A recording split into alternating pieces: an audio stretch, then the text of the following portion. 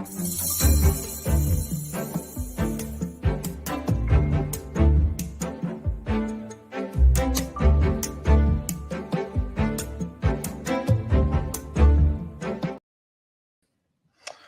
afternoon, and thank you for joining us for this special broadcast. I'm David Rozelle, the Director of Operations here at South Carolina Department of Veterans Affairs. And today, at the South Carolina Department of Veterans Affairs, we are hosting a phone bank for veterans, survivors, and their families to call in with questions regarding the PACT Act.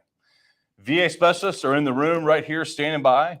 The number to call is 803-734-0200.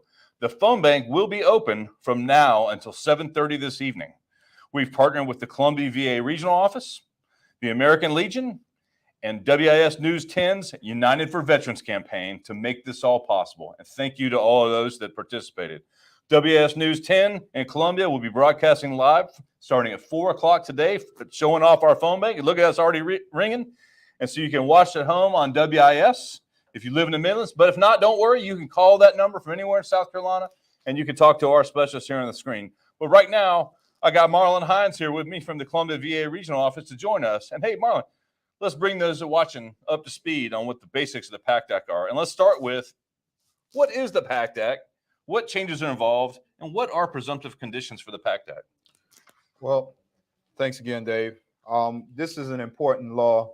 And I'll tell you what the PACT Act, what that PACT really stands for. It's the Promise to Address Comprehensive Toxin Act of August 10th, 2022. This is a new law that really expands the health care and the compensation benefits for generations of veterans. This is for those veterans who've made the ultimate sacrifice and putting on their uniform, from all our service members who've gone to areas that have been exposed to toxin. And this is a way of us saying thank you for your service at a bare minimum. This statutory regulation. Some of the things that the PACT Act brought were some of the important changes. We'll address a couple of them. As we can see, these slides have many bullet points, and most of the slides will, but we'll touch bases on the ones that are important. All right. It added 20 plus new benefits to the Presumptive Act. And you may ask what presumptive is, right? I think you were going to ask me that one. What is presumptive? I will lead into that. VA presumes and takes the ownership or responsibility that if you have an eligibility service, an eligible service, such as a time of service and a location of service, and you have a disability on that list, we'll take ownership of that and grant you service connection. But the one thing that's important is you have to file a claim, Dave. You really have to get out there and file a claim. And I think that's the important thing that we're trying to capture today, is to let veterans know that they need to call in and file a claim. And can you say that number again? That's right. It's 1-803-734-0200. On a cell phone, you can leave off the 1 and just do 803-734-0200. And so we went over presumptive. So let's, I think you covered presumptive enough. If people want to call and ask what presumptive means, I'm sure these specialists here in the room can talk through that. But let's get on past presumptive, and let's talk about, how do I file this claim? What is calling today going to do for a veteran that's out there or a family member that's curious? Okay. Well, I'll talk with how do you file a claim first. There's many avenues that you can file a claim. One is you can go to va.gov, and if you have an account, you can file a claim online. Two is you can go to one of your service offices if you have a service organization that has POA rights or have rights over your account to help you out. Three is that you can go ahead and call this number. And what we'll do is we'll put in an intent to file. And that intent to file is a placeholder that serves the same as you filing the claim today. And if you want me to, I can talk about why is it important to get that information in early. Marlon, why is it important to get that information? I knew you was going to leave me into that, Dave. That's a great question for me to ask you. I think veterans need to understand that the law has a 1-year retroactive benefit that if you file before August 9, 2023, that you have the potential to get retroactive back pay all the way back to August 10th, 2022. But it does not cut off the actual right to your benefit after August 9th. You may miss out on that retro pay, and that's why the push is on so hard for veterans to hear the word about filing a claim now. Okay, so say we file the claim, how long is it going to take for me to find out about that claim? How long is that process going to take? It varies. It varies. So it's based on, you know, the workload that we have at the time, based on the actual acts from the veteran. Some veterans come in and their claim is actually adjudicated or a decision is made within 90 days. And some veterans may have a longer wait, but we want to make sure that we dot every I and cross every T to get them the right decision. That's great.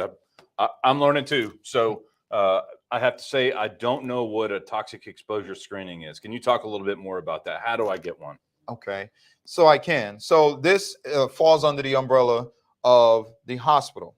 And veterans need to either call their primary care or go into a facility and ask for a toxic screen. And that toxic screen has different steps and different levels. There's toxic screen part 1 and part 2. And that'll be done by their primary care or a designee from that facility that has that specialty.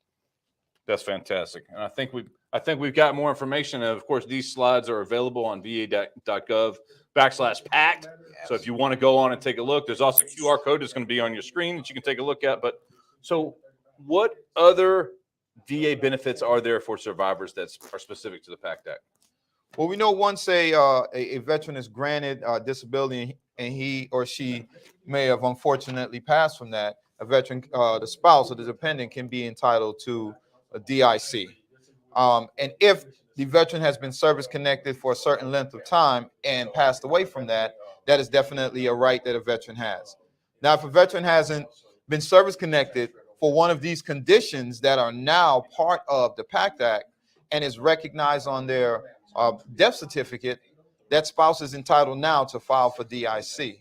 And comes along with that is the spouse having burial rights as well, education and training through our Chapter 35, and healthcare through our CHAMP VA as well. So whatever you would have been entitled to prior to, as if the service member was alive, that dependent would be entitled to now. That's great. And I can tell you in here, I can already hear people asking about tuition assistance or asking about the VA-backed home loans. There's going to be all kinds of those questions. And we're ready to answer them. I mean, we can answer any of that. We're focused on the PACT Act. And so we'd love for people to call and ask questions about that. But we do have a wide variety of services that we provide at the state level. You provide at the VA, and together we're going to be able to solve all your problems. So you got questions, call. We got a good problem in here, and that's people are on the phone asking questions. And so that means that the phones are going to keep ringing until 7 o'clock when this ends. But I do want to thank you, Marlon, old friend of mine, stepping in and being part of this today, because we've got the answers here, right? We want the audience out there to understand that we can deliver the answers. You got a wealth of information. Wealth of information is also on these slides that can be available if they go on to va.gov/PACT. And again, continue to call 803 or dial number 1 if you're calling from a landline, 1-803-734-0200, no matter where you are in the state. Or if you're one of those people that lives part-time in South Carolina, call us too. We want to answer that question. Right? We want everybody, if you're a family member and you're not sure, just call us. We'll answer the question. The phone bank will stay open until 7:30 p.m. We will stop coverage on WIS at 7. That's okay. We're going to be here until we answer all the phone calls. Thank you again for WIS News 7 in Columbia, who will be broadcasting live from 4 o'clock until 7 o'clock. They're a great partner, and we love what you do. Thank you. Thank you.